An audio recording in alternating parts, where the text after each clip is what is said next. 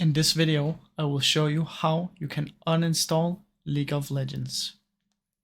Now, first what you need to do is you need to actually close the entire League of Legends. This means you need to not only close the application, you also need to go into Task Manager and go into Details.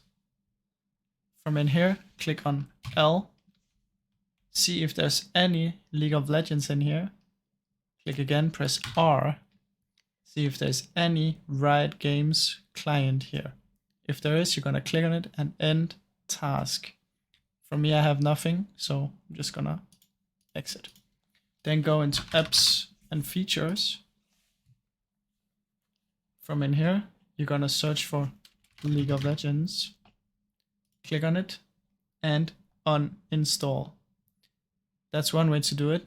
If you don't want to do it that way, you can also go into Control Panel, uninstall a program, find it in here, League of Legends, right click, uninstall. Remember to open the Task Manager and go into Details and end Riot Client and League of Legends. Otherwise, sometimes I will not be able to uninstall.